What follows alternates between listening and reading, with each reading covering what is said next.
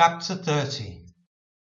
Woe to the rebellious children, saith the Lord, that take counsel, but not of me, and that cover with a covering, but not of my spirit, that they may add sin to sin.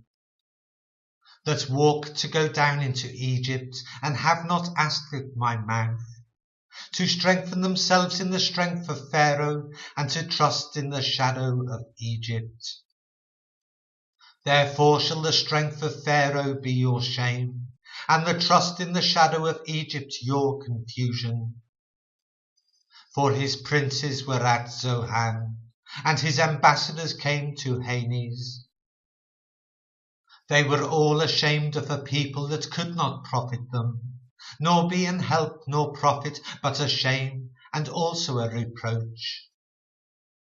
The burden of the beasts of the south, into the land of trouble and anguish, from whence come the young and old lion, the viper and fiery flying serpent.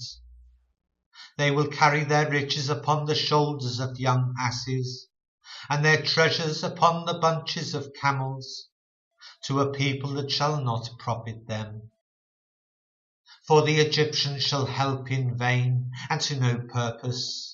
Therefore have I cried concerning this, their strength is to sit still. Now go, write it before them in a table, and note it in a book, that it may be for the time to come for ever and ever. That this is a rebellious people, lying children, children that will not hear the law of the Lord. Which say unto the seers, see not, and to the prophets, prophesy not unto us right things. Speak unto us smooth things, prophesy deceits. Get you out of the way, turn aside out of the path, cause the Holy One of Israel to cease from before us. Wherefore thus saith the Holy One of Israel, because you despise this word, and trust in oppression and perverseness, and stay thereon.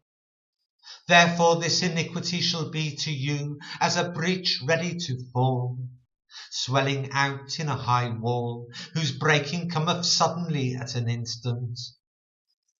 And he shall break it as in the breaking of the potter's vessel that is broken in pieces, he shall not spare. So that there shall not be found in the bursting of it a shard to take fire from the hearth, or to take water withal out of the pit. For thus saith the Lord God, the Holy One of Israel, in returning and rest shall ye be saved. In quietness and in confidence shall be your strength, and ye would not. But ye said, no, for we will flee upon horses, therefore shall ye flee. And we will ride upon the swift, therefore shall they that pursue you be swift. 1,000 shall flee at the rebuke of one. At the rebuke of 5 shall ye flee, till ye be left as a beacon upon the top of a mountain, and as an ensign on a hill. And therefore will the Lord wait, that he may be gracious unto you, and therefore will he be exalted, that he may have mercy upon you. For the Lord is a God of judgment, blessed are all they that wait for him. For the people shall dwell in Zion at Jerusalem. Thou shalt weep no more. He will be very gracious unto thee at the voice of thy cry. When he shall hear it, he will answer thee. And though the Lord gave you the bread of adversity and the water of affliction, yet shall not thy teachers be removed into a corner any more, but thine eyes shall see thy teachers.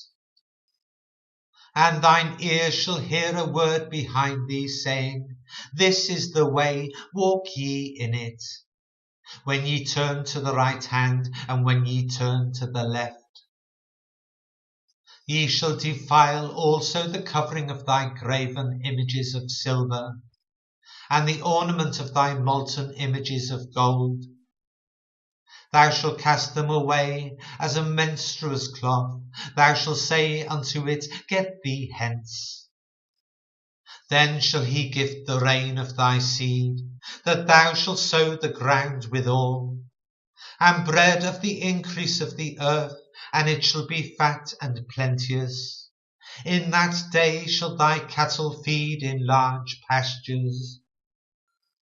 The oxen likewise and the young asses that ear the ground shall eat clean provender, which have been winnowed with the shovel and with the fan. And there shall be upon every high mountain and upon every high hill rivers and streams of water in the day of the great slaughter, when the towers fall. Moreover, the light of the moon shall be as the light of the sun, and the light of the sun shall be sevenfold, as the light of 7 days, in the day that the Lord bindeth up the breach of his people, and healeth the stroke of their wound. Behold, the name of the Lord cometh from far, burning with his anger, and the burden thereof is heavy. His lips are full of indignation, and his tongue as a devouring fire. And his breath as an overflowing stream shall reach to the midst of the neck, to sift the nations with the sieve of vanity. And there shall be a bridle in the jaws of the people, causing them to err. Ye shall have a song, as in the night when a holy solemnity is kept, and gladness of heart, as when one goeth with a pipe to come into the mountain of the Lord, to the mighty one of Israel.